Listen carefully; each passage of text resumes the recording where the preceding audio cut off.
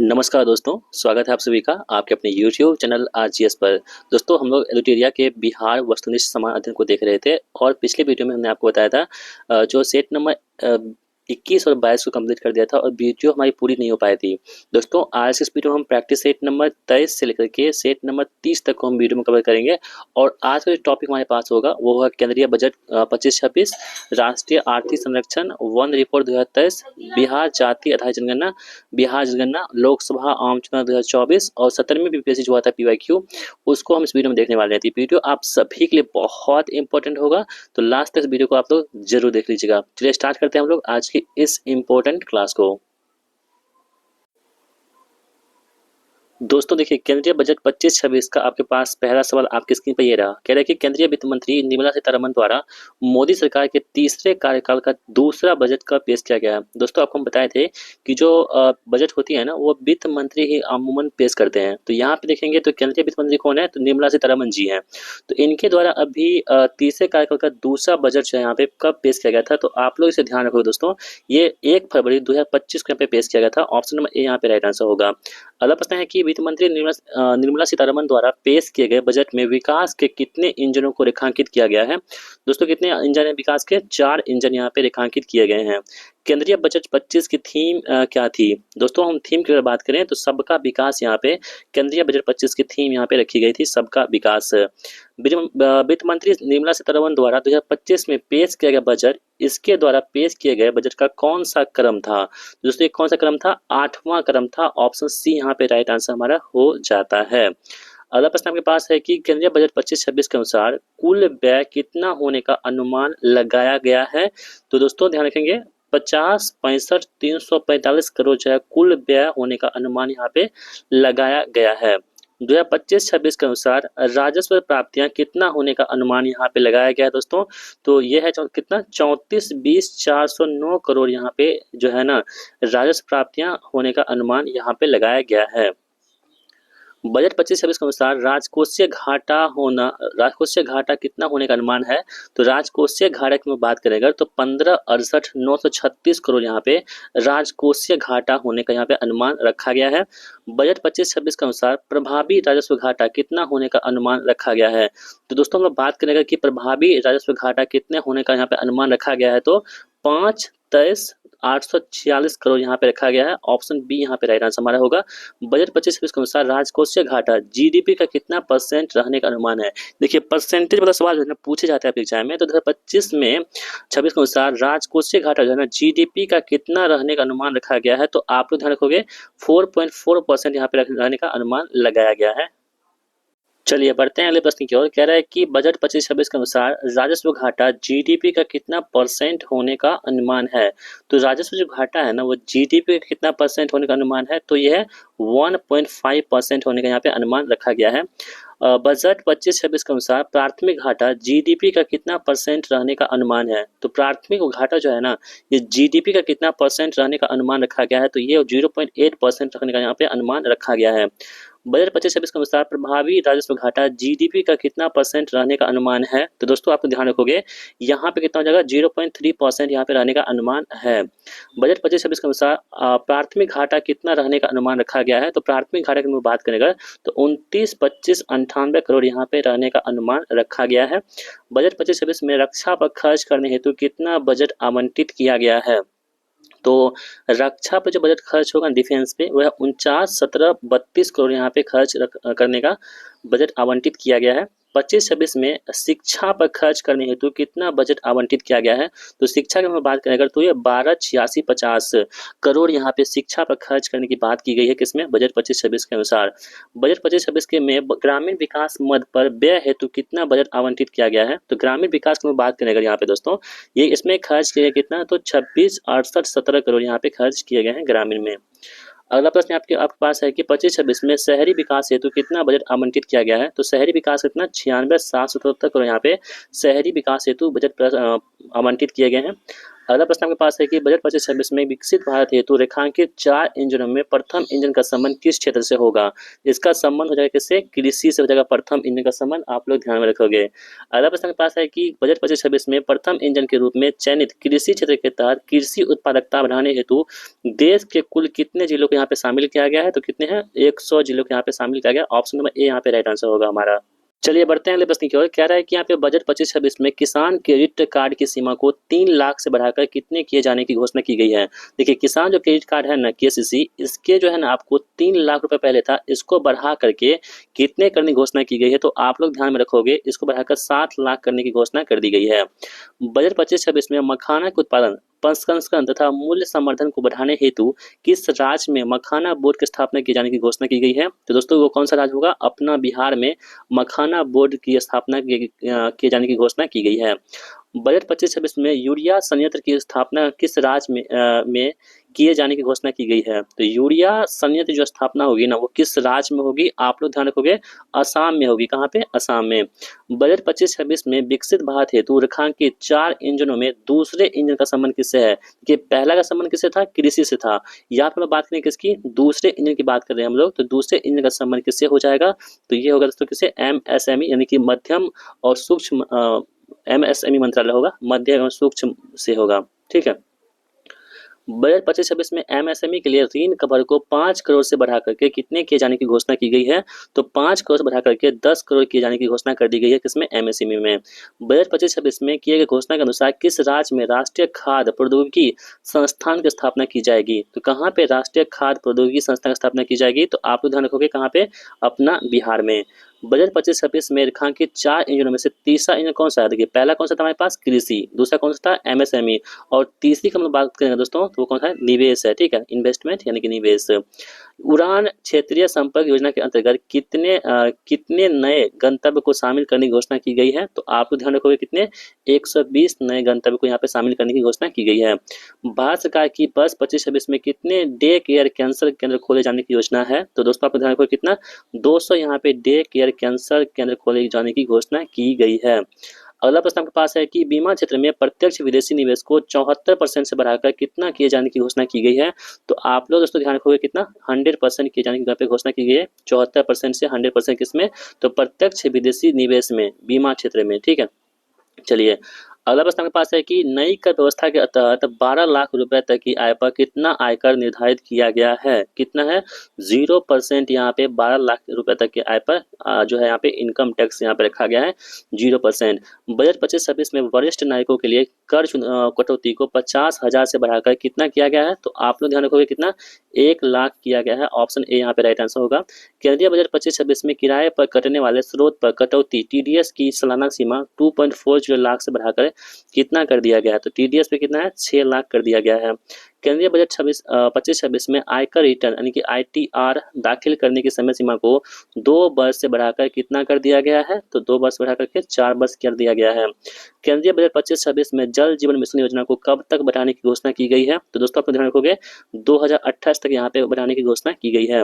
केंद्रीय बजट 25-26 में जल जीवन मिशन के लिए कितनी राशि आवंटित की गई है? तो दोस्तों यह है 67,000 करोड़ यहाँ पे जो है ना जल जीवन मिशन के तहत यहाँ पे राशि को आवंटित की गई है 67,000 करोड़। केंद्रीय बजट 25-26 में ज्ञान भारतम मिशन की घोषणा की गई है। इसका मुख्य उद्देश्य क्या होगा? इसका मुख्य उद्देश्य है दोस्तों कि 1 करोड़ पांडुलिपियों का संरक्षण एवं दस्तावेजीकरण करना ज्ञान भारतम मिशन के अंतर्गत यहाँ पे एक घोषणा की गई है। केंद्रीय बजट 25-26 में डीप ओशन मिशन के लिए कितना करोड़ रुपए का बजट आवंटित किया गया है? तो डीप ओशन मिशन के लिए यहाँ पे देखेंगे आप सभी लोग, तो ये जो है ना दोस्तों ये 600 करोड़ रुपए यहाँ पे जो है आवंटित की गई है। केंद्रीय बजट 25-26 यहाँ पे 36 लिख दिया। 25-26 में दिए गए घोषणा के अनुसार ग्रीनफील्ड हवाई अड्डे की स्थापना किस राज्य में की जाएगी? तो दोस्तों किस राज्य में की जाएगी? अपना बिहार में ग्रीनफील्ड हवाई अड्डे की यहाँ पे घोषणा की जाएगी। कहाँ पे? बिहटा तरफ। केंद्रीय बजट 25-26 में मनरेगा हेतु कितनी राशि आवंटित की गई है? तो मनरेगा की हम लोग बात करें दोस्तों, तो ये जो है ना आपको 86,000 करोड़ रुपए यहाँ पे मनरेगा हेतु आवंटित की गई है। 86,000 करोड़ रुपए, बहुत ध्यान रखेंगे आप सभी लोग, इंपोर्टेंट आपके लिए होगा। कृषि के संदर्भ में केंद्रीय बजट 25-26 का मुख्य उद्देश्य क्या होगा? मुख्य फोकस क्या है यहाँ पे? तो कृषि उत्पादकता में वृद्धि और किसानों की आय को सुधारना इसकी मुख्य फोकस यहाँ पे हो जाएगा। केंद्रीय बजट 25-26 के तहत आत्मनिर्भरता मिशन का फोकस किन दालों पर होगा? तो वो कौन सा दाल हमारे पास होगा? देखिए अरहर होगा, उड़द होगा और मसूर होगा। ये सभी दाल यहाँ पे इसके मतलब आंसर हो जाएंगे।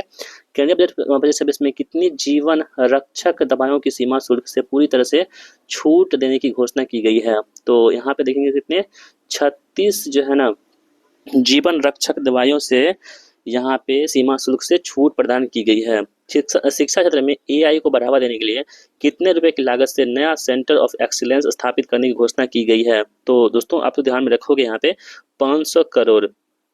केंद्रीय बजट 25-26 में केंद्र सरकार ने राष्ट्रीय परमाणु ऊर्जा मिशन के तहत किस वर्ष कम से कम 100 गीगावाट परमाणु ऊर्जा उत्पादन करने का लक्ष्य रखा गया है? तो दोस्तों यहाँ देखेंगे आप सभी लोग 2047 तक यहाँ पे लक्ष्य रखा गया है। अगला प्रश्न आपके पास है कि अंतर्राष्ट्रीय व्यापार को बढ़ावा देने हेतु किस एकीकृत डिजिटल प्लेटफॉर्म की स्थापना किए जाने की घोषणा की गई है? तो अंतर्राष्ट्रीय व्यापार को बढ़ावा देने हेतु किस एकीकृत डिजिटल प्लेटफॉर्म की स्थापना की गई है? तो आप लोग यहाँ पे ध्यान में रख सकते हैं दोस्तों। तो वो कौन सा है? Bharat trade net. केंद्रीय बजट 25-26 में किस विधेयक के तहत 100 से अधिक प्रावधानों को अपराध मुक्त करने का प्रस्ताव रखा गया है? यह है जन विश्वास विधेयक 2.0। भारत ने 2025 के लिए संयुक्त राष्ट्र बजट में कितने मिलियन डॉलर का योगदान दिया है? तो संयुक्त राष्ट्र बजट में जो है ना यहाँ पे देखेंगे आप सभी लोग 37.64 मिलियन डॉलर का यहाँ पे अनुदान दिया है। ऑप्शन नंबर ए यहाँ पे राइट आंसर होगा। केंद्रीय वित्त मंत्री ने आधारभूत भूस्थानिक अवसंरचना और डेटा विकसित करने के लिए किस मिशन की घोषणा की है? तो ये मिशन कौन सा हमारे पास हो जाएगा? यह है राष्ट्रीय भूस्थानिक मिशन। ठीक है, नेक्स्ट क्वेश्चन हमारे पास है कि केंद्रीय बजट 25-26 में किन समूहों पर ध्यान केंद्रित करते हुए विकास उपायों का प्रस्ताव दिया गया है? तो कौन सा होगा? तो गरीबी, युवा, अन्नदाता, नारी। ऑप्शन डी यहाँ पे सही होगा। केंद्रीय बजट 25-26 द्वारा जारी आंकड़ों के अनुसार 25-26 में सबसे ज्यादा खर्च किस क्षेत्र में किया गया है? तो सबसे ज्यादा खर्च जो है ना आपको देखो रक्षा क्षेत्र में सबसे अधिक खर्च यहाँ पे किया गया है। किसमें? 25-26 के बजट के अनुसार। ऑप्शन बी यहाँ पे राइट आंसर होगा। तो सेट नंबर 23 यहाँ पे कंप्लीट होते हैं। अब बढ़ते हैं हम लोग सेट नंबर 24 की तरफ। चलिए हमारे पास अगला है राष्ट्रीय आर्थिक सर्वेक्षण 24-25। ठीक है, ये सेट नंबर 24 होगा। पहला क्वेश्चन आपके स्क्रीन पर है, कह रहा है कि वित्त मंत्री निर्मला सीतारमन ने द्वारा किस तिथि को आर्थिक सर्वेक्षण 24-25 संसद में पेश किया गया था? वो तिथि कौन सा था? 31 जनवरी 2025 का वो दिन था जब निर्मला सीतारमन जी द्वारा आर्थिक सर्वेक्षण 24-25 संसद में पेश किया गया था। वर्ष 25 में जारी आर्थिक सर्वेक्षण 24-25 को कितने अध्यायों में विभाजित किया गया है? ये अध्याय कितने हैं? 13 अध्याय यहाँ पे विभाजित किया गया है। वित्त वर्ष 25 में भारत की वास्तविक जीडीपी वृद्धि कितना रहने का अनुमान लगाया गया है? तो 6.4% यहाँ पे लगाया गया है। वर्ष 2024 में मुद्रास्फीति दर 5.4% से घटकर कितना हो गया है? तो दोस्तों कितना हो गया है? तो ये देखेंगे 4.9% यहाँ पे हो गया है। आर्थिक सर्वेक्षण 24-25 के अनुसार बीमा प्रीमियम में कितने परसेंट की वृद्धि दर्ज की गई है? तो बीमा प्रीमियम में कितने परसेंट की यहाँ पे वृद्धि दर्ज की गई है? तो वो कितनी है? 7.7% की यहाँ पे वृद्धि दर्ज की गई है। आर्थिक सर्वेक्षण 24-25 में जारी आंकड़ों के अनुसार पेंशन क्षेत्र में कितने परसेंट की वृद्धि दर्ज की गई है? तो पेंशन क्षेत्र में कितना? 16% की यहाँ पे वृद्धि दर्ज की गई है। आर्थिक सर्वेक्षण 24-25 के अनुसार निर्यात क्षेत्र में कितने परसेंट की वृद्धि दर्ज की गई है? तो निर्यात क्षेत्र में देखेंगे आप सभी लोग दोस्तों, तो ये आपके 6% की वृद्धि की गई है। आर्थिक सर्वेक्षण 24-25 के अनुसार जारी आंकड़ों के अनुसार सेवा क्षेत्र में कितने परसेंट की वृद्धि की गई है? तो सेवा क्षेत्र में देखेंगे आप सभी लोग तो 11.2% की वृद्धि की गई है। किसमें? सेवा क्षेत्र में। अगला प्रश्न आपके पास है कि सूचना एवं सेवाओं के निर्यात में भारत 24-25 में विश्व में कौन से स्थान पर रहा था? तो ये स्थान कौन सा हमारे पास होगा? दूसरे स्थान पर रहा था भारत। इस बात को भी आप लोग एक सेकंड दोस्तों, यहाँ पे इसका आंसर गलत बता दिए थे हम लोग। देखिए आर्थिक सर्वेक्षण 24-25 के अनुसार आंकड़ों के अनुसार सेवा क्षेत्र की हम बात करें तो 11.6% का आंसर होगा। और यहाँ पे सूचना एवं सेवाओं के निर्यात में भारत 24-25 में विश्व में कौन सा स्थान पर रहा था? ये दूसरे स्थान पर रहा था। यहाँ पे आप लोग करेक्ट कर लेंगे। ठीक है, चलिए आगे बढ़ते हैं हम लोग। आर्थिक सर्वेक्षण 24-25 के अनुसार भारत का विदेशी मुद्रा भंडार कितना बिलियन अमेरिकी डॉलर रहा है? तो कितना रहा है आप लोग ध्यान में रखोगे दोस्तों, 640.3 यहाँ पे विदेशी मुद्रा भंडार जो है ना बिलियन में रहा है। IMF द्वारा जारी आंकड़ों के अनुसार FY फाइनेंशियल ईयर 26 तक मुद्रास्फीति कितना होने का अनुमान लगाया गया है। तो दोस्तों आप लोग ध्यान रखोगे कितना 4% यहाँ पे अनुमान लगाया गया है। वित्त वर्ष 24-25 में कितने किलोमीटर राष्ट्रीय राजमार्ग का निर्माण किया गया है, तो कितना है 58-53 किलोमीटर। ठीक है। आर्थिक सर्वेक्षण 24-25 के अनुसार दिसंबर 2024 तक अक्षय ऊर्जा क्षमता के सालाना आधार पर कितने % की वृद्धि दर्ज की गई है। तो दोस्तों ये है 15.8% की यहाँ पे वृद्धि दर्ज की गई है।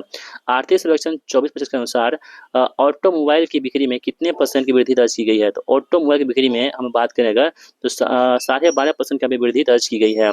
आर्थिक सर्वेक्षण 24-25 के अनुसार वित्तीय वर्ष 2024 में बेरोजगारी दर घटकर कितना % रह गया है। तो ये कितना है 3.2% यहाँ पे रह गया है बेरोजगारी दर।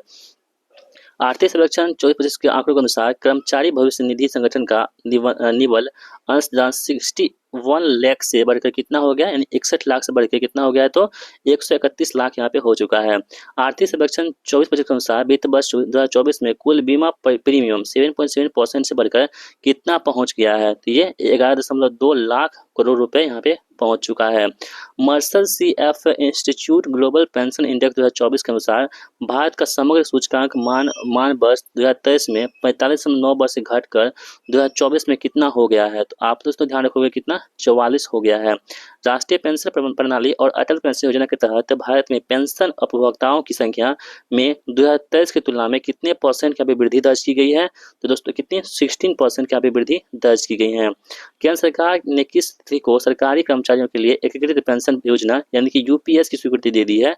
तो किस तिथि को दिया था यहाँ पे 24 अगस्त 2024 को UPS की यहाँ पे स्वीकृति दे दी गई थी।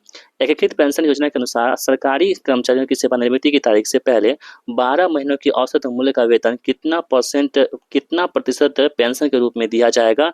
तो दोस्तों आप ध्यान में रखोगे 50% दिया जाएगा।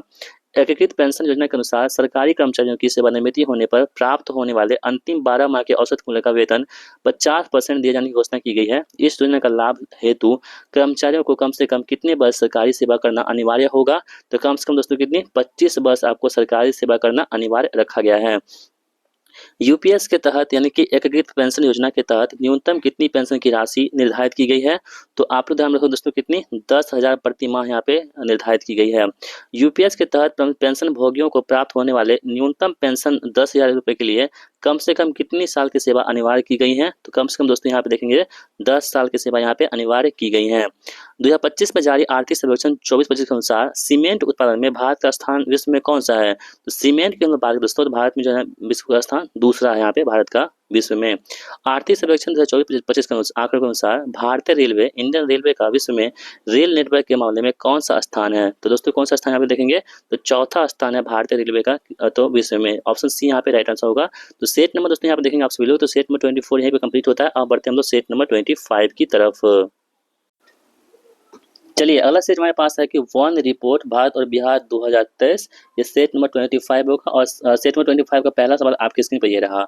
भारत वन स्थिति रिपोर्ट 2023 के अनुसार भारत में कुल वन और वृक्ष आवरण का क्षेत्रफल वर्ग किलोमीटर में कितना है आपको ये बताना दोस्तों। तो इसका सही जवाब क्या होगा 8,70,357 वर्ग किलोमीटर में यहाँ पे कुल वन और वृक्ष आवरण यहाँ पे दिया गया है। ऑप्शन नंबर ए यहाँ पे राइट आंसर होगा किसके अनुसार तो भारत वन स्थिति रिपोर्ट 2023 के अनुसार।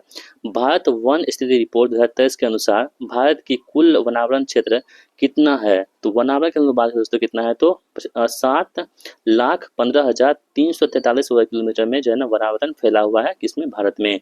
भारत वन स्थिति रिपोर्ट 2023 के अनुसार भारत की कुल वृक्षावरण क्षेत्र वर्ग किलोमीटर में कितना है। तो आप लोग ध्यान में रखोगे 1,12,014 वर्ग किलोमीटर जो यहाँ पे भारत में कुल वृक्षावरण यहाँ पे दिया गया है। तो ऑप्शन नंबर ए यहाँ पे आंसर हमारा होता है।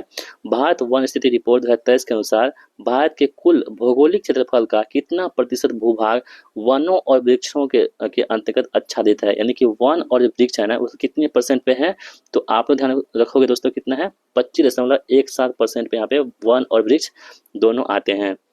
भारत वन स्थिति रिपोर्ट 2023 के अनुसार भारत के कुल भौगोलिक क्षेत्रफल का कितना प्रतिशत भूभाग वनों के अंतर्गत आच्छादित है, यानी कि वन की हम बात करें सिर्फ तो कितना आपके पास हो जाएगा 21.76% यहाँ पे जो है ना वन है, ठीक है। 21.76% के यहाँ पे वन है। भारत वन स्थिति रिपोर्ट 2023 के अनुसार भारत में कुल भौगोलिक क्षेत्रफल का कितना परसेंट भूभाग वृक्षों के अंतर्गत आता है दोस्तों? तो वन कितना है? तो 21.76%। अगर हम वृक्ष की बात करें तो वृक्ष कितना आपके पास हो जाएगा? तो 3.41% यहाँ पे वृक्ष देखने को मिल जाते हैं। भारत वन स्थिति रिपोर्ट 2021 की तुलना में 2023 में भारत में वनावरण का तथा वृक्षावरण में कुल कितने परसेंट की यहाँ पे वृद्धि दर्ज की गई है? देखिए दोस्तों, ये जो है ना वन स्थिति रिपोर्ट प्रत्येक 2 वर्ष में जारी होती है।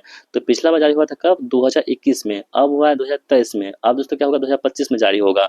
यहाँ पे आप देखेंगे सभी लोग, तो 2021 की तुलना में 2023 में क्या परिवर्तन आया है, ये पूछा जा रहा है हम लोगों से। इसका आंसर होगा कि 1445 वर्ग किलोमीटर के यहाँ पे क्या हुई थी? वृद्धि दर्ज की गई है। आप लोग ध्यान रखोगे। भारतीय वन स्थिति रिपोर्ट 2021 की तुलना में 2023 में वनावरण में कुल कितने वर्ग किलोमीटर की वृद्धि दर्ज की गई है? किसमें? वनावरण की बात करें हम लोग, तो इसमें 156 वर्ग किलोमीटर की यहाँ पे वृद्धि दर्ज की गई है। अगला सवाल आपके पास है कि भारत वन स्थिति रिपोर्ट 2021 की तुलना में 2023 में वृक्षावरण में कुल कितने वर्ग किलोमीटर की वृद्धि दर्ज की गई है? तो हम लोग वृक्षावरण की हम बात करें यहाँ पे, तो 1289 वर्ग किलोमीटर की यहाँ पे वृद्धि दर्ज की गई है। India state of forest report 2023 के अनुसार क्षेत्रफल की दृष्टि से सर्वाधिक वनावरण वाला राज्य कौन सा होगा? यानी सबसे अधिक जो है ना यहाँ पे क्षेत्रफल के दृष्टिकोण से सबसे अधिक जो है वन आवरण वाला राज्य कौन सा हो जाएगा? तो यहाँ पे मध्य प्रदेश हो जाएगा, ठीक है। मध्य प्रदेश यानी कि MP. India state of forest report 2023 के अनुसार कुल भौगोलिक क्षेत्रफल की तुलना में वन आवरण में प्रतिशत की दृष्टि से सर्वाधिक वन आवरण वाला राज्य या केंद्र शासित प्रदेश कौन सा हो जाएगा? तो परसेंटेज की हम लोग बात करें दोस्तों यहाँ पे, तो कौन सा होगा? लक्षद्वीप जो यहाँ पे सबसे अधिक जो है ना परसेंटेज वाला सबसे अधिक जो यहाँ पे वन आवरण वाला राज्य या केंद्र शासित प्रदेश हो जाएगा, यूटी हो जाएगा। भारत वन स्थिति रिपोर्ट 2023 के अनुसार क्षेत्रफल के दृष्टिकोण से सबसे अधिक वन एवं वृक्ष आवरण वाले शीर्ष 3 राज्य कौन से हो जाएंगे? तो सबसे अधिक जो वन दोस्तों कहाँ पे है? तो मध्य प्रदेश में, उसके बाद दूसरे नंबर पर अरुणाचल प्रदेश में, और तीसरा दोस्तों कौन सा? तो महाराष्ट्र में। इन तीनों को ध्यान रखेंगे। सवाल जो है कई बार जो है आपको ये आपको शीर्ष 3 राज्य पूछ लेते हैं। तो पहला कौन सा हो गया? मध्य प्रदेश, दूसरा अरुणाचल प्रदेश, और तीसरा कौन सा हमारे पास होगा? तो महाराष्ट्र इसका सही जवाब होगा। अगला प्रश्न आपके पास है कि भारत वन स्थिति रिपोर्ट 2023 के अनुसार क्षेत्रफल के दृष्टिकोण से सर्वाधिक वन आवरण वाला शीर्ष 3 राज्य कौन सा हो जाएगा? यहाँ पे देखिए ये कौन सा था हमारे पास, देखेंगे आप सभी लोग, तो वन और वृक्ष दोनों था यहाँ पे, और यहाँ पे जो है ना सिर्फ और सिर्फ वन पूछा जा रहा है यहाँ पे। तो सबसे अधिक वन कहाँ पे मिलता है आपको? तो वो है मध्य प्रदेश में, उसके बाद अरुणाचल प्रदेश में, उसके बाद छत्तीसगढ़ में। देखेंगे आप दोस्तों यहाँ पे, तो दोनों पहला मध्य प्रदेश सही है, अरुणाचल प्रदेश सही है, लेकिन यहाँ पे दिक्कत क्या है ना, यहाँ पे महाराष्ट्र है, यहाँ पे छत्तीसगढ़ है, ठीक है। यानी कि जब दोनों पूछेगा ना, तो दोनों में महाराष्ट्र हो जाएगा, महान हो जाएगा, और इसी यदि वन पूछेगा तो वन कहाँ पे? छत्तीसगढ़ में हो जाएगा। तो इस बात को भी आप लोग ध्यान में रखोगे। भारत वन स्थिति रिपोर्ट 2023 के अनुसार वन एवं वृक्षावरण में अधिकतम वृद्धि दर्शाने वाले 3 राज्य, तो अधिकतम जो वृद्धि जो दर्शाया है ना, वो कौन से राज्य यहाँ पे हो जाएंगे? तो सबसे अधिक वृद्धि कहाँ पे हुई है? तो छत्तीसगढ़ में हुई है, उसके बाद कहाँ पे? उत्तर प्रदेश में, उसके बाद उड़ीसा में। ऑप्शन ए यहाँ पे राइट आंसर होगा। यदि क्वेश्चन पूछे सबसे वृद्धि वाला राज्य कौन सा हो जाएगा? तो छत्तीसगढ़, उसके बाद उत्तर प्रदेश, उसके बाद कौन सा? उड़ीसा, इसका सही जवाब होगा। भारत वन स्थिति रिपोर्ट 2023 के अनुसार वन एवं वृक्ष आवरण में सर्वाधिक कमी किस राज्य में दर्ज की गई है? सबसे अधिक कम कहाँ पर देखने को मिला है? तो मध्य प्रदेश में सबसे अधिक कमी देखने को मिली है। 18वीं भारतीय वन स्थिति रिपोर्ट 2023 के अनुसार वनावरण में अधिकतम वृद्धि दर्शाने वाले शीर्ष 3 राज्यों का सही क्रम कौन सा होगा? तो वन आवरण में सबसे अधिक जो वृद्धि दर्शाया है वो 3 राज्य, वो कौन कौन से हो जाएंगे? तो मिजोरम सबसे अधिक हो जाएगा, यानी कि वृद्धि दर्शाया है, उसके बाद गुजरात, उसके बाद तीसरे नंबर पर कौन सा होगा? उड़ीसा। ऑप्शन नंबर ए यहाँ पे राइट आंसर होगा। 18वीं वन स्थिति रिपोर्ट 2023 के अनुसार सर्वाधिक वनावरण परसेंट वाला राज्य कौन सा हो जाएगा? तो सबसे अधिक जो वनावरण परसेंटेज राज्य हो जाएगा वो कौन सा होगा? मिजोरम। यहाँ पे सबसे अधिक जो है यहाँ पे परसेंटेज में मिजोरम में सबसे अधिक आपको वन देखने को मिल जाते हैं। India state of forest report 2023 के आकलन के अनुसार निम्नलिखित में से कौन सा कथन यहाँ पे सत्य दे रखे हैं? तो दोस्तों आप लोग ध्यान से देखोगे इस चीज को, तो वर्ष 2023 में देश के 19 राज्यों या केंद्र शासित प्रदेशों में कुल भौगोलिक क्षेत्र का 33% क्षेत्र आच्छादित है, बिल्कुल सही दे रखा है। और वर्ष 2023 में देश के कुल 8 राज्यों या केंद्र शासित प्रदेशों में उनके कुल भौगोलिक क्षेत्रफल का 75% से अधिक भूभाग वनाच्छादित है, ये भी बिल्कुल सही दे रखा है। दोनों कथन यहाँ पे बिल्कुल सही दे रखे हैं। हमारा ऑप्शन सी यहाँ पे राइट आंसर होगा। 18वीं वन स्थिति रिपोर्ट 2023 के अनुसार भारत के किस राज्य में बांस का क्षेत्रफल वर्ग किलोमीटर में सर्वाधिक है? सबसे अधिक जो बांस दोस्तों कहाँ पे है, तो मध्य प्रदेश में आपको सबसे अधिक बांस देखने को मिल जाते हैं। भारत वन स्थिति रिपोर्ट 2023 के अनुसार देश के कुल कितने वर्ग किलोमीटर क्षेत्र में बांस होने का अनुमान लगाया गया है, तो सबसे अधिक जो है बांस होने का अनुमान 1,54,670 वर्ग किलोमीटर में है ना, बांस होने का अनुमान यहाँ पे लगाया गया है। भारत वन स्थिति रिपोर्ट 2023 के अनुसार पिछले आकलन की तुलना में देश के बांस धारित क्षेत्रफल में कितने वर्ग किलोमीटर की यहाँ पे वृद्धि दर्ज की गई है, तो आप लोग इसको ध्यान से देखोगे इस बात को, यहाँ पे 5227 वर्ग किलोमीटर की यहाँ पे वृद्धि दर्ज की गई है बांस के क्षेत्रफल में। भारत वन स्थिति रिपोर्ट 2023 के अनुसार राष्ट्रीय स्तर पर कृषि वानिकी के अंतर्गत वृक्ष हरित आवरण का लगभग कुल कितना क्षेत्रफल अनुमानित किया गया है, तो दोस्तों इसका सही जवाब होगा ऑप्शन डी, 1,70,590 वर्ग किलोमीटर यहाँ पे अनुमानित की गई है। इस बात को भी आप लोग ध्यान में रखोगे। चलिए अगला प्रश्न आपका क्या रहेगी, भारत वन स्थिति रिपोर्ट 2023 के अनुसार शीर्ष 3 राज्य कौन कौन से हैं जहां पे 2023-24 में अग्रिम घटनाएं सर्वाधिक देखी गई है, तो अग्नि घटनाएं सबसे अधिक कहां पे देखने को मिली है, वन में, तो यहाँ पे देखेंगे आप सभी लोग दोस्तों, इसका सही जवाब होगा उत्तराखंड में, उड़ीसा में और छत्तीसगढ़ में, ऑप्शन डी यहाँ पे राइट आंसर होगा। भारत वन स्थिति रिपोर्ट 2023 के अनुसार पूर्वोत्तर क्षेत्र में वन एवं वृक्ष आवरण का कुल क्षेत्रफल लगभग कितना है, तो दोस्तों कितना है आपको 1,74,394 वर्ग किलोमीटर यहाँ पे हो जाएगा। भारत वन स्थिति रिपोर्ट 2023 के अनुसार देश में कुल कच्छ वनस्पति आवरण यानी कि मैंग्रोव वन क्षेत्रफल कितना है, तो मैंग्रोव वन कितना है दोस्तों, तो 49,91.68 वर्ग किलोमीटर यहाँ पे मैंग्रोव वन देखने को हमें मिल जाते हैं। भारत वन स्थिति रिपोर्ट 2023 के अनुसार कच्छ वनस्पति आवरण क्षेत्र के कुल भौगोलिक क्षेत्रफल का कितना परसेंट है, तो परसेंट दोस्तों में बात करें तो वो 0.515% यहाँ पे हो जाएगा, ठीक है, मैंग्रोव वन। भारत वन स्थिति रिपोर्ट 2023 के अनुसार देश में कच्छ वनस्पति आवरण क्षेत्र में क्षेत्रफल में पिछले रिपोर्ट की तुलना में कितना कमी या शुद्ध ह्रास हुआ है, तो कितना कमी या शुद्ध ह्रास हुआ है, तो 7.43 वर्ग किलोमीटर यहाँ पे कमी या शुद्ध ह्रास हुआ है। भारत वन स्थिति रिपोर्ट 2023 के अनुसार किस राज्य के कच्छ वनस्पति आवरण में उल्लेखनीय वृद्धि दर्ज की गई है, तो कहाँ पे, आंध्र प्रदेश में सबसे अधिक आपको कच्छ वनस्पति में उल्लेखनीय वृद्धि दर्ज की गई है। भारत वन स्थिति रिपोर्ट 2023 के अनुसार किस राज्य में कच्छ वनस्पति आवरण में कमी दर्ज की गई है, देखिए अधिकतम कहाँ पे है, तो आंध्र प्रदेश में, और कमी दोस्तों कहाँ पे हुई है, तो गुजरात में आपको कमी देखने को मिली है। भारत वन स्थिति रिपोर्ट 2023 के अनुसार देश के वनों में कुल कार्बन स्टॉक कितना होने का अनुमान है, तो दोस्तों कितना अनुमान है आपको, 7285.5 मिलियन टन यहाँ पे अनुमान रखा गया है। भारत वन स्थिति रिपोर्ट 2023 के अनुसार पिछले रिपोर्ट की तुलना में देश के कार्बन स्टॉक में कितनी वृद्धि दर्ज की गई है, तो दोस्तों आप ध्यान में रखोगे यह है 81.5 मिलियन टन यहाँ पे वृद्धि दर्ज की गई है।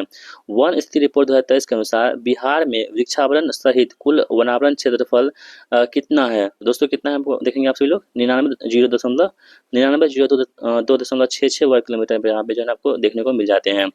आगे बढ़ते हैं, वन स्थिति रिपोर्ट 2023 के अनुसार बिहार में कुल वनावरण क्षेत्रफल कितना है, तो हम बिहार की दोस्तों बात कर देते हैं अब, तो यहाँ पे देखेंगे आप सभी लोग, तो 7532.45 वर्ग किलोमीटर पे यहाँ पे बिहार में जो है ना मतलब कि कुल वनावरण देखने को हमें मिलते हैं। 2021 की वन स्थिति रिपोर्ट की तुलना में 2023 में बिहार के वनावरण क्षेत्रफल में कुल कितने वर्ग किलोमीटर की वृद्धि दर्ज की गई है, तो कितनी यहाँ पे है 151.66 वर्ग किलोमीटर की यहाँ पे वृद्धि दर्ज की गई है। 2021 की वन स्थिति रिपोर्ट की तुलना में 2023 में बिहार के वनावरण क्षेत्रफल में कुल कितने परसेंट की वृद्धि हुई है, तो दोस्तों परसेंट में बात करें तो 2.01% की यहाँ पे वृद्धि हुई है। वन स्थिति रिपोर्ट 2023 के अनुसार बिहार में वनावरण राज्य के कुल भौगोलिक क्षेत्रफल का कितना परसेंट है, दोस्तों यहाँ पे ध्यान रखोगे आप सभी लोग, यह है कितना 8% यहाँ पे हो जाएगा। वन स्थिति रिपोर्ट 2023 के अनुसार बिहार में कुल कितने वर्ग किलोमीटर क्षेत्रफल पर वृक्षावरण है, तो वृक्षावरण दोस्तों कितना पे हो जाएगा, तो 70.21 वर्ग किलोमीटर पे यहाँ पे वृक्षावरण देखने को हमें मिल जाते हैं। भारत वन स्थिति रिपोर्ट 2023 के अनुसार बिहार में वनावरण एवं वृक्षावरण का परसेंटेज राज्य के कुल भौगोलिक क्षेत्रफल का कितना परसेंट यहाँ पे हो जाएगा, दोस्तों आप ध्यान रखोगे 10.52% यहाँ पे हो जाएगा।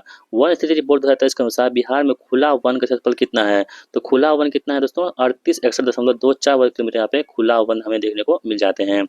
वन स्थिति रिपोर्ट 2023 के अनुसार बिहार में अत्यंत सघन वन तथा सामान्य सघन वन का क्षेत्रफल क्रमशः कितना हो जाएगा? तो देखेंगे आप सभी लोग 387 एवं 3284.21 वर्ग किलोमीटर यहाँ पे हो जाएगा। ऑप्शन नंबर ए यहाँ पे इसका राइट आंसर होता है हमारा। वन स्थिति रिपोर्ट 2023 के अनुसार बिहार का कौन सा जिला अधिकतम वन क्षेत्रफल वाला जिला यहाँ पे हो जाएगा? तो दोस्तों वो कौन सा हो जाएगा? तो कैमूर में सबसे अधिक क्या है? तो वन आपको देखने को मिल जाते हैं। वन स्थिति रिपोर्ट 2023 के अनुसार बिहार का कौन सा जिला न्यूनतम वन क्षेत्रफल वाला जिला है? तो सबसे कम वन कहाँ पे मिलता है? तो शेखपुरा में सबसे कम आपको वन देखने को मिलते हैं। वन स्थिति रिपोर्ट 2023 के अनुसार बिहार का कौन सा जिला न्यूनतम प्रतिशत वाला वन क्षेत्रफल वाला जिला आपके पास हो जाएगा? तो यह है शेखपुरा। ठीक है, परसेंटेज में भी कम है और न्यूनतम वन में भी कम है। कौन सा? शेखपुरा।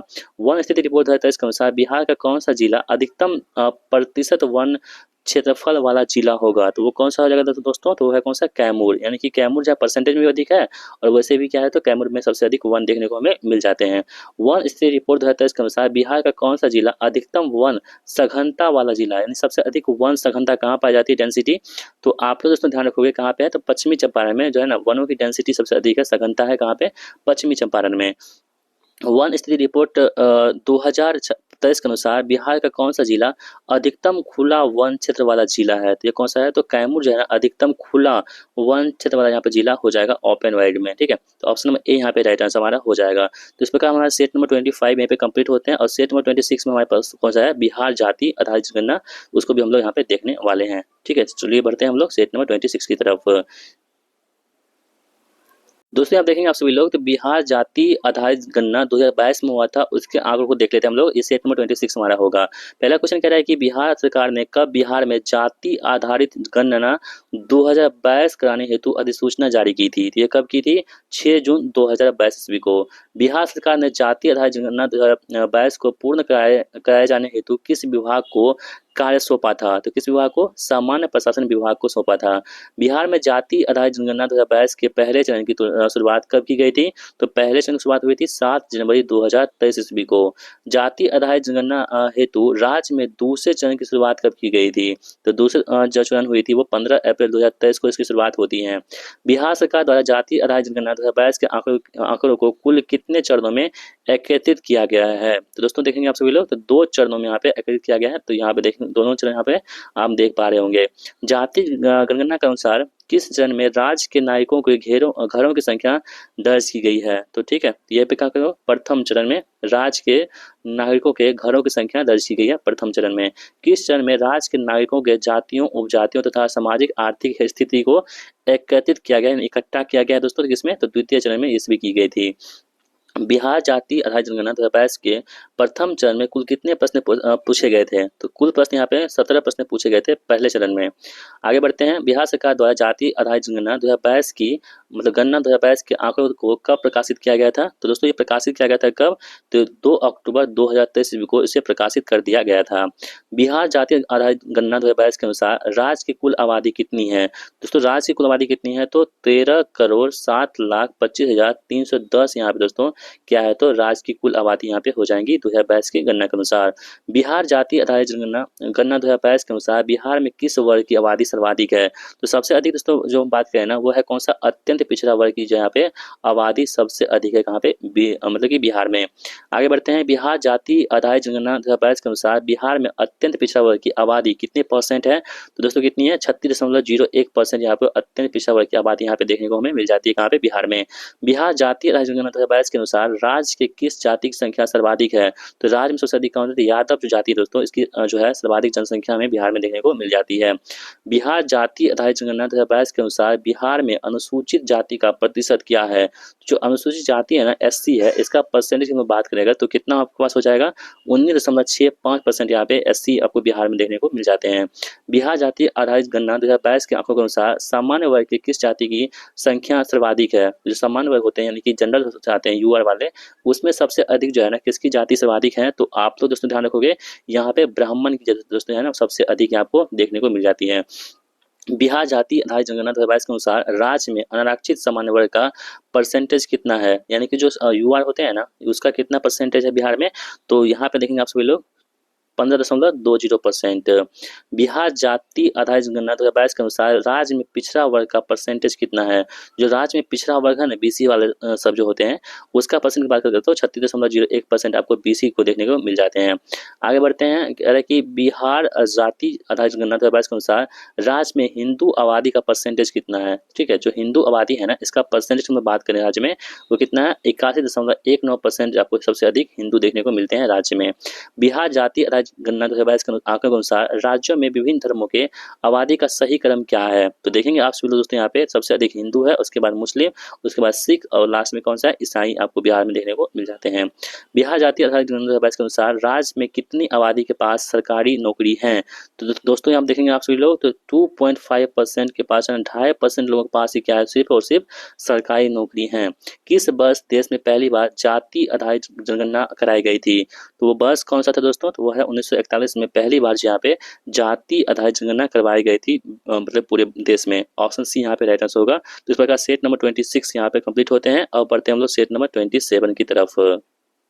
सेट नंबर 27 में हमारे पास है बिहार की जनगणना 2011। देखेंगे पहला क्वेश्चन आपके पास है कि 2011 की जनगणना के अनुसार बिहार की कुल जनसंख्या कितनी है। दोस्तों 2011 की जनगणना की बात करें अगर, तो बिहार की जो कुल जनसंख्या आपके पास हो जाएगी ना, वो कितनी है, 10 करोड़ लगभग, ऑप्शन नंबर ए। लेकिन जो अभी हुआ था जाति जनगणना, उसमें 13 करोड़ पहुंच चुकी है बिहार की जनसंख्या।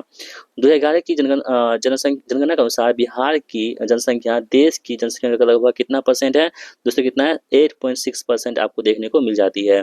जनसंख्या के दृष्टिकोण से बिहार का देश में कौन सा स्थान है। तो जनसंख्या दृष्टिकोण से बिहार की बात करें, देश में कौन सा स्थान हो जाएगा, तो तीसरा स्थान है। कौन सा, तीसरा। पहला यूपी, उसके बाद दोस्तों तीसरा हमारे पास कौन सा है, तो बिहार आपके पास आ जाता है। आगे आपके पास है कि बिहार की शहरी तथा ग्रामीण जनसंख्या का परसेंटेज क्रम से कितना कितना है। तो ग्रामीण जनसंख्या और शहरी जनसंख्या परसेंटेज की बात करें तो सबसे जहाँ पे शहरी कौन सा होगा, तो 11.3% आपको शहरी देखने को मिलती है, और ग्रामीण कितनी है, तो 88.7% आपको ग्रामीण देखने को मिल जाती है। ऑप्शन सी यहाँ पे राइट आंसर होगा। नगरीय जनसंख्या के दृष्टिकोण से देश के राज्यों या केंद्र शासित प्रदेश में बिहार का स्थान कौन सा होगा। तो बिहार का स्थान कौन सा है, 12वां स्थान यहाँ पे हो जाएगा। बिहार में सर्वाधिक जनसंख्या वाला जिला अवरोही क्रम में कौन सा है, यानी कि घटते क्रम में। तो सबसे अधिक जो यहाँ पे देखेंगे जिला कौन सा होगा जनसंख्या में, तो सबसे अधिक कौन सा, पटना। उसके बाद कौन सा है, तो पूर्वी चंपारण। उसके बाद कौन सा होगा, मुजफ्फरपुर। ऑप्शन सी यहाँ पे आंसर होगा। बिहार में न्यूनतम जनसंख्या वाला जिला बढ़ते क्रम में कौन सा होगा। तो सबसे कम कहाँ पे है, तो सबसे कम दोस्तों कहाँ पे, शेखपुरा में। उसके बाद उससे ज्यादा कहाँ पे, शिवहर में। और उससे ज्यादा दोस्तों कौन सा है, तो अरवल में। तो बढ़ते जनसंख्या क्रम में कौन कौन सबसे कम कहाँ पे, शेखपुरा में। 2011 की जनगणना के अनुसार बिहार की सर्वाधिक जनसंख्या वृद्धि वाला जिला कौन सा है। सबसे अधिक जो जनसंख्या वृद्धि हुई है किस जिले में, तो मधेपुरा जिला में दोस्तों सबसे अधिक यहाँ पे जनसंख्या वृद्धि हुई है। ठीक है, ध्यान रखेंगे आप सभी लोग। 2011 की जनगणना के अनुसार न्यूनतम जनसंख्या वृद्धि दर वाला जिला कौन सा है। तो सबसे कम कहाँ पे जनसंख्या वृद्धि हुई है, न्यूनतम अरवल में सबसे कम जो यहाँ पे जनसंख्या वृद्धि हुई है, और सबसे अधिक कहाँ हुई, तो मधेपुरा में हुई है। 2011 की जनगणना के अनुसार सर्वाधिक लिंगानुपात वाला जिला कौन सा होगा। ठीक है, तो वो कौन सा, गोपालगंज दोस्तों क्या है ना, सबसे अधिक सर्वाधिक लिंगानुपात वाला जिला बिहार का हो जाएगा 2011 की जनगणना के अनुसार। 2011 की जनगणना के अनुसार न्यूनतम लिंगानुपात वाला जिला कौन सा होगा बिहार का। तो दोस्तों ये कौन सा होगा, तो मुंगेर जो है ना, न्यूनतम लिंगानुपात वाला जिला हो जाएगा कौन सा, बिहार का। 2011 की जनगणना के अनुसार सर्वाधिक शिशु लिंगानुपात वाला जिला कौन सा होगा। सर्वाधिक शिशु लिंगानुपात जो है ना, किशनगंज का यहाँ पे होगा, सबसे सर्वाधिक शिशु लिंगानुपात वाला जिला किशनगंज। 2011 की जनगणना के अनुसार न्यूनतम शिशु लिंगानुपात वाला जिला कौन सा होगा। तो दोस्तों वो कौन सा होगा, तो वैशाली। ठीक है, वैशाली यहाँ पे न्यूनतम शिशु लिंगानुपात वाला जिला हो जाएगा बिहार का। 2011 की जनगणना के अनुसार सर्वाधिक जनसंख्या घनत्व वाला जिला कौन सा होगा। सबसे अधिक जो जनसंख्या घनत्व है दोस्तों कहाँ का है, तो शिवहर का है। कहाँ का, शिवहर का। 2011 की जनगणना के अनुसार न्यूनतम जनसंख्या घनत्व वाला जिला कौन सा होगा, कैमूर जो है यहाँ पे न्यूनतम जनसंख्या घनत्व वाला जिला हो जाएगा। 2011 की जनगणना के अनुसार बिहार का लिंगानुपात दोस्तों कितनी है, तो बिहार का जो लिंगानुपात यहाँ पे होगा ना, वो 918 यहाँ पे बिहार का लिंगानुपात हो जाएगा। 2011 की जनगणना के अनुसार बिहार का शिशु लिंगानुपात की हम बात करेंगे दोस्तों कितनी है, 935 यहाँ पे शिशु लिंगानुपात बिहार की हो जाएंगी। 2011 की जनगणना के अनुसार बिहार का जनसंख्या घनत्व कितना है दोस्तों? ये सबसे अधिक जो है ना देश में 1106 यहाँ पे दोस्तों यहाँ पे जनसंख्या घनत्व हो जाएगा। 2011 की जनगणना के अनुसार बिहार के किस जिला का साक्षरता दर सबसे अधिक है? तो सबसे अधिक जो पढ़े लिखे हैं दोस्तों कहाँ पे? रोहतास में सबसे अधिक जो यहाँ पे पढ़े हुए लिखे व्यक्ति रहते हैं। 2011 की जनगणना के अनुसार बिहार के किस जिला का साक्षरता दर न्यूनतम है? तो सबसे कम दोस्तों कहाँ पे? तो पूर्णिया का जो है ना सबसे कम यहाँ पे साक्षरता दर है 2011 की जनगणना के अनुसार। 2011 की जनगणना के अनुसार बिहार का साक्षरता दर की हम लोग बात करें दोस्तों कितनी है? लिटरेसी रेट कितनी है? 61.8% यहाँ पे हो जाएगा कि जो कि देश में सबसे कम है। 2011 की जनगणना के अनुसार सर्वाधिक साक्षरता वाला जिला अवरोही क्रम में कौन सा है? यानी घटते क्रम की बात करें दोस्तों, सबसे अधिक रोहतास में, उससे कम पटना में, उससे कम कहाँ पे? तीसरे नंबर पर भोजपुर में हमें देखने को मिल जाते हैं। 2011 की जनगणना के अनुसार बिहार का पुरुष साक्षरता दर कितना है? दोस्तों कितना आपके पास हो जाएगा? 71.2% यहाँ पे पुरुष का साक्षरता दर हो जाएगा। 2011 की जनगणना के अनुसार सर्वाधिक पुरुष तथा महिला का साक्षरता दर कितना जिला कौन सा है क्रमशः? देखिए सबसे अधिक जो है पुरुष साक्षरता कहाँ पे देखने को मिलते हैं हमें? रोहतास में, पुरुष में, और सबसे अधिक महिला कहाँ पढ़ी लिखी हुई है? तो रोहतास में। दोनों का आंसर क्या होगा? रोहतास होगा। 2011 की जनगणना के अनुसार बिहार का महिला साक्षरता दर कितनी है? दोस्तों महिला की हम बात करें तो 51.5% आपको यहाँ पे महिला साक्षरता दर देखने को मिल जाती है। 2011 की जनगणना के अनुसार सबसे कम पुरुष तथा सबसे महिला साक्षरता दर वाला जिला कौन सा है? यानी सबसे कम पुरुष कहाँ पे है दोस्तों? ध्यान रखेंगे आप सभी लोग, तो ये आपको देखने को मिलता है कहाँ पे? पूर्णिया में। और सबसे कम महिला कहाँ पढ़ी लिखी हुई है? तो सहरसा जिले में सबसे कम महिला पढ़ी लिखी हुई है, यानी कि ऑप्शन बी यहाँ पे आंसर होगा हमारा। 2011 की जनगणना के अनुसार बिहार का ग्रामीण साक्षरता दर कितनी है? तो बिहार का जो ग्रामीण साक्षरता दर होगी वो है 59.8% यहाँ पे बिहार की ग्रामीण साक्षरता दर देखने को हमें मिल जाती है। 2011 की जनगणना के अनुसार बिहार का शहरी साक्षरता दर कितना परसेंट है? तो शहरी कितना है आपके पास देखेंगे आप सभी लोग? 76.9% आपको शहरी साक्षरता दर देखने को मिलती है। 2011 की जनगणना के अनुसार सर्वाधिक ग्रामीण साक्षरता वाला जिला कौन सा है? सबसे अधिक जो ग्रामीण साक्षरता है ना वो कहाँ पे? रोहतास में है। 2011 की जनगणना के अनुसार न्यूनतम ग्रामीण साक्षरता वाला जिला कौन सा हो जाएगा? तो दोस्तों न्यूनतम कहाँ होगा? तो पूर्णिया में हो जाएगा। ठीक है, ध्यान रखेंगे आप सभी लोग। 2011 की जनगणना के अनुसार सर्वाधिक शहरी साक्षरता दर वाला जिला कौन सा होगा? सबसे अधिक जो शहरी होगा ना वो कौन सा पास हो जाएगा? तो यह कौन सा? कैमूर। ऑप्शन डी यहाँ पे आंसर हमारा हो जाएगा। 2011 की जनगणना के अनुसार सबसे कम शहरी साक्षरता दर वाला बिहार का जिला कौन सा हो जाएगा? ये कौन सा होगा? शिवहर। 2011 की जनगणना के अनुसार 2001 से 2011 के दौरान बिहार का दशकीय वृद्धि दर कितनी है? तो बिहार की जो दशकीय वृद्धि दर है वो 25.42% यहाँ पे हो जाएगा। 2011 की जनगणना के अनुसार सर्वाधिक दशकीय वृद्धि दर वाला जिला अवरोही क्रम में कौन सा हो जाएगा? यानी सबसे अधिक दशकीय वृद्धि कहाँ पे हुई है? तो दोस्तों मधेपुरा में, उससे कम कहाँ पे? किशनगंज में, और तीसरे नंबर पे कौन सा था? अररिया में। यहाँ पे दशकीय वृद्धि देखने को हमें मिल जाती है। 2011 की जनगणना के अनुसार सबसे कम दशकीय वृद्धि दर वाला जिला कौन सा होगा? बढ़ते क्रम में, यानी सबसे कम कहाँ पे है? तो देखेंगे आप सभी लोग अरवल में। उससे ज्यादा कहाँ पे? गोपालगंज में। और उससे ज्यादा कहाँ पे? दरभंगा में। ऑप्शन सी यहाँ पे आंसर होगा। 2011 की जनगणना के अनुसार सर्वाधिक तथा न्यूनतम अनुसूचित जाति जनसंख्या वाला जिला क्रमशः कौन सा होगा? यानी सर्वाधिक जो एससी जनजाति कहाँ पे रहते हैं और सबसे कम एससी जनजाति कहाँ पे रहते हैं, ये आपको बताना है। तो दोस्तों इसका सही जवाब क्या होगा? ऑप्शन नंबर ए, यानी सबसे अधिक जो है ना एससी गया में, और सबसे कम कहाँ पे? एससी शिवहर में। आगे बढ़ते हैं। 2011 की जनगणना के अनुसार सर्वाधिक तथा न्यूनतम अनुसूचित जाति प्रतिशत वाला राज्य कौन सा होगा? परसेंटेज की हम लोग बात करें दोस्तों यहाँ पे, तो वो कौन कौन सा जगह यहाँ पे देखेंगे तो गया और किशनगंज यहाँ पे परसेंटेज में यहाँ पे करेगा। ठीक है, 2011 की जनगणना के अनुसार बिहार में अनुसूचित जातियों का परसेंटेज कुल जनसंख्या का लगभग कितना परसेंट है? तो कुल जनसंख्या का हम देखेंगे तो 15.91% यहाँ पे हो जाएगा। 2011 की जनगणना के अनुसार सर्वाधिक तथा न्यूनतम अनुसूचित जनजाति यानी कि एसटी जनसंख्या वाला जिला क्रमशः कौन सा होगा? सबसे अधिक एसटी कहाँ पे रहते हैं किस जिले में? तो पश्चिमी चंपारण में। और सबसे कम कहाँ पे एसटी रहते हैं? तो शिवहर में। ठीक है, ऑप्शन सी यहाँ पे आंसर होगा हमारा। आगे बढ़ते हैं। 2011 की जनगणना के अनुसार सर्वाधिक तथा न्यूनतम अनुसूचित जनजाति परसेंटेज वाला जिला कौन सा होगा? तो सबसे अधिक जो परसेंटेज है ना वो कहाँ पे है? तो पश्चिमी चंपारण में। और सबसे कम परसेंटेज कहाँ पे है? तो खगड़िया में आपको एसटी जनजाति देखने को मिलती है। आगे बढ़ते हैं। 2011 की जनगणना के अनुसार बिहार में अनुसूचित जनजाति जनसंख्या का परसेंटेज कितनी है? तो परसेंटेज दोस्तों कितनी है? तो 1.3% आपको एसटी जनजाति देखने को मिलती है कहाँ पे? बिहार में। 2011 की जनगणना के अनुसार बिहार में 1000 से अधिक लिंगानुपात वाला जिला की संख्या कितनी है? दोस्तों कितनी है? तो केवल एक है जो कि गोपालगंज है। 2011 की जनगणना के अनुसार बिहार में कितना ऐसा जिला है जिसका साक्षरता दर राष्ट्रीय साक्षरता दर से अधिक है? तो कितने दोस्तों? 1 है यहाँ पे, ठीक है, रोहतास का। 2011 की जनगणना के अनुसार यहाँ आप देखेंगे तो बिहार में सर्वाधिक जनसंख्या अवरोही क्रम में किस धर्म का है? तो अवरोही मतलब कहते हैं घटते क्रम, सबसे अधिक जो जनसंख्या होगी वो किस जिले के यहाँ पे हो जाएंगे? तो आप लोग ध्यान में रखोगे, हिंदू का है, ठीक है, उससे कम कहाँ किसका है? तो मुस्लिम का, उससे कम ईसाई का, और सबसे कम किसका है? तो सिख का है। ऑप्शन सी यहाँ पे आंसर होगा। 2011 की जनगणना के अनुसार संथाल जनजाति के लोग बिहार के किस जिला में मुख्यतः निवास करते हैं? तो संथाल जो जनजाति है दोस्तों वो कहाँ पे निवास करते हैं? तो आप लोग दोस्तों यहाँ पे ध्यान में रखोगे, पूर्णिया में, सहरसा में और भागलपुर में आपको जो है ना संथाल जनजाति के लोग निवास करते हैं, इसलिए ऑप्शन डी यहाँ पे आंसर होगा हमारा। 2011 की जनगणना के अनुसार मुंडा जनजाति के लोग बिहार के किस जिले में निवास करती हैं? तो मुंडा जो जनजाति है ना ये आपके कहाँ पे? रोहतास में, बक्सर में और कैमूर में मुंडा जनजाति के लोग निवास करते हैं। 2011 की जनगणना के अनुसार बिहार में कितना ऐसा जिला है जिसकी जनसंख्या 10 लाख से कम है? तो कितनी है? 3 जिले ऐसे हैं जिसकी जनसंख्या 10 लाख से कम हो जाएंगी।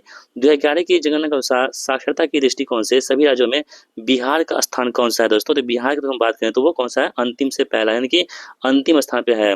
2011 की जनगणना के अनुसार न्यूनतम नगरीय जनसंख्या तथा न्यूनतम नगरीय जनसंख्या प्रतिशत वाला जिला कौन सा यहाँ पे हो जाएगा? तो वो कौन सा जिला है? तो शिवहर और समस्तीपुर।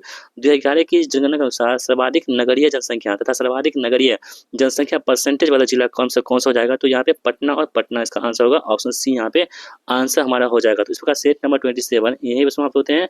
अब बढ़ते हैं हम लोग सेट नंबर 28 की तरफ।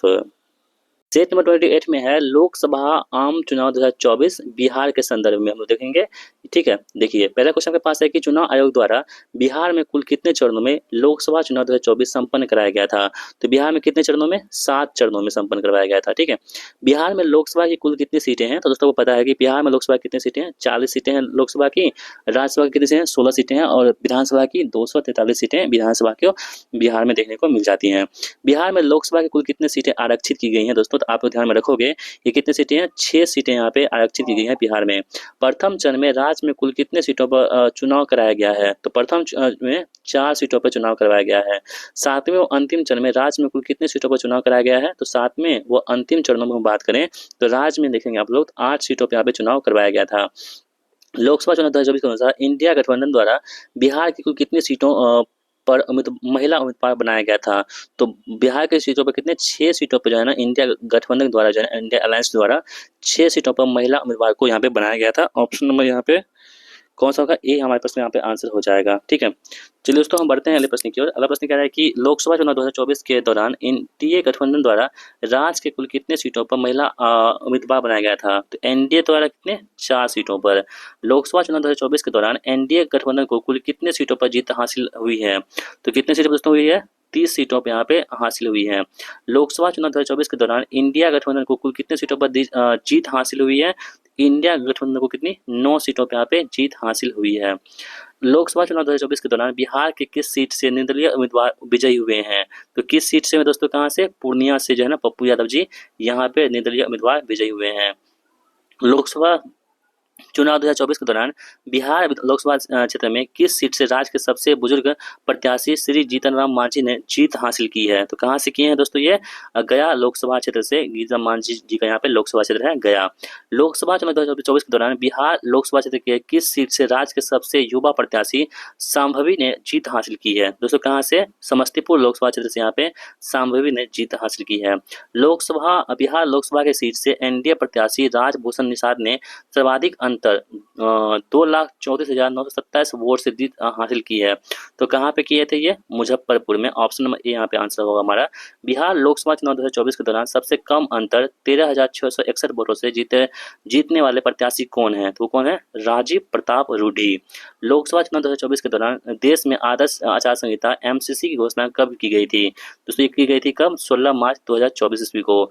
लोकसभा चुनाव परिणाम के बाद बिहार में कुल कितने सांसदों को केंद्रीय मंत्रिमंडल में शामिल किया गया है? तो कितने सांसदों को? 8 सांसदों को शामिल किया गया है।